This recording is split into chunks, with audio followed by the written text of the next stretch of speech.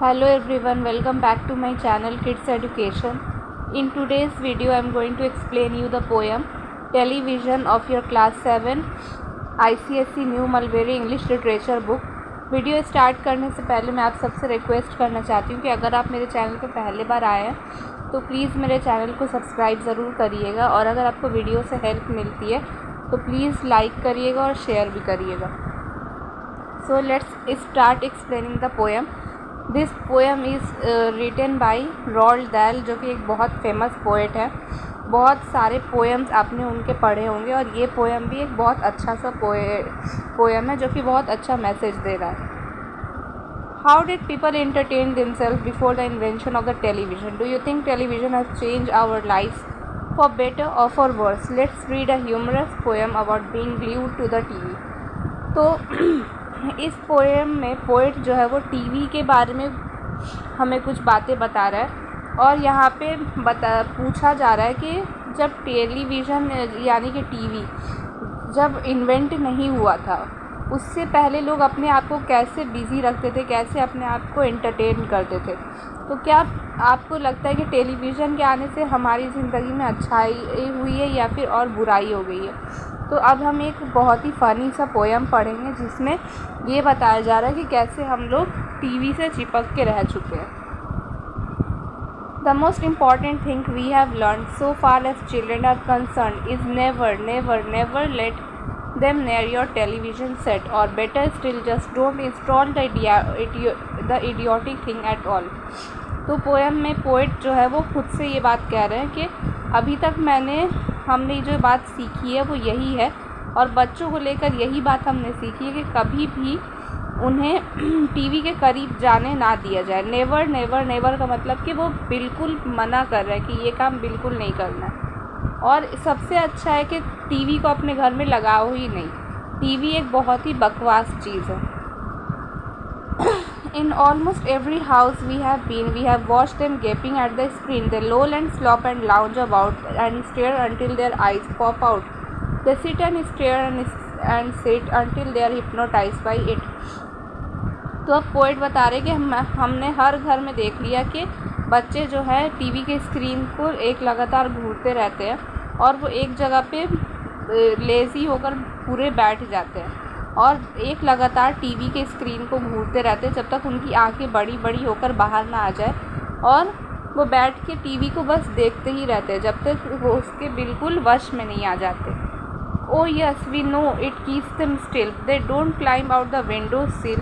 But did you ever stop to wonder what this does to your beloved thought?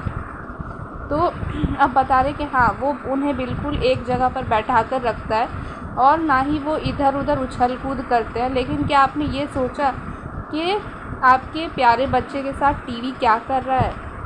It rots the sense in the head. It kills imagination dead. He can no longer understand a fantasy, a fairyland. His brain becomes as soft as cheese. His powers of thinking rust and freeze.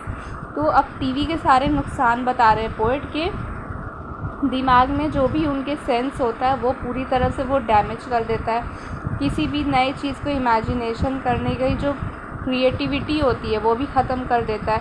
और जो बच्चा है ना ही वो किसी कहानी को समझ पाता है, ना ही किसी फेयरी लैंड की बातों को समझ पाता है, और उसका जो दिमाग है बिल्कुल कमज़ोर हो जाता है.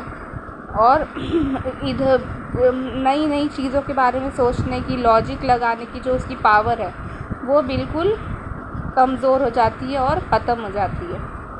All right, you will cry, all right, you will say, but if we take the set away, what shall we do to entertain our darling children? Please explain.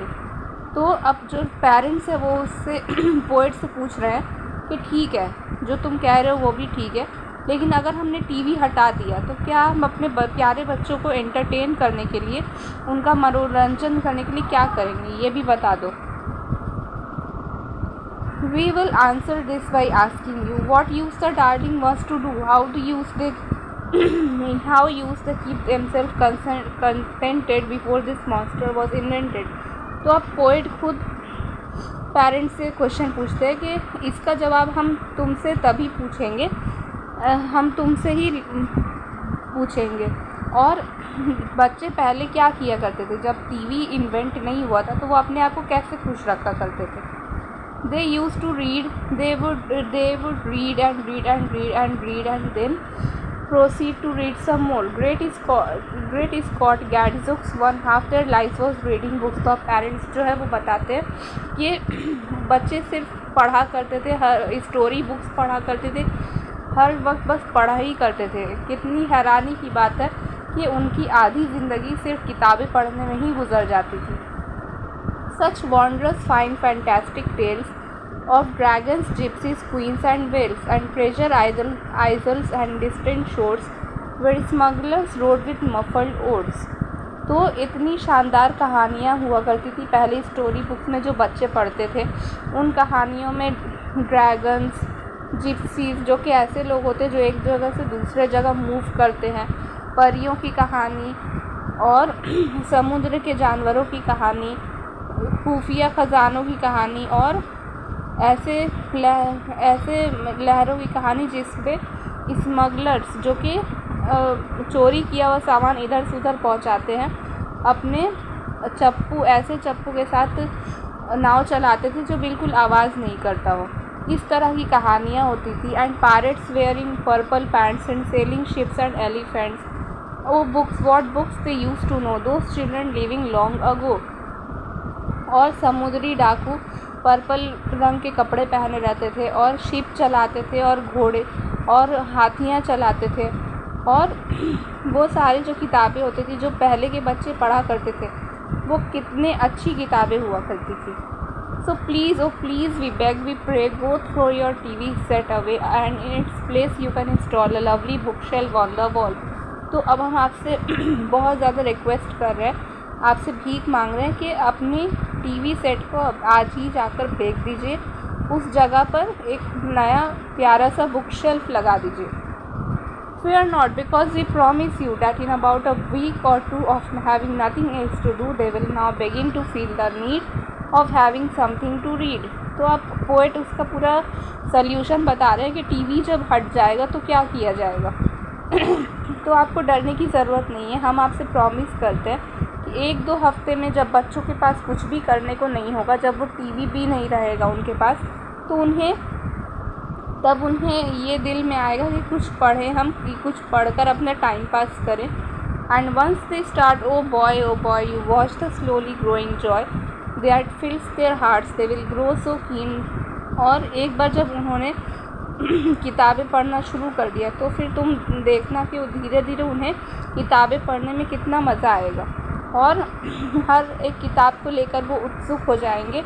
They will wonder what they had ever seen in that ridiculous television screen, and later each and every kid will love you more for what you did.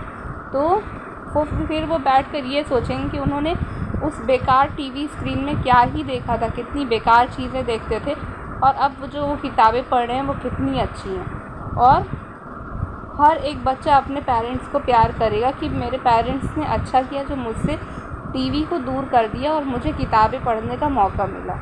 So this is the end of the poem. Please like, share and subscribe to my channel. Thank you.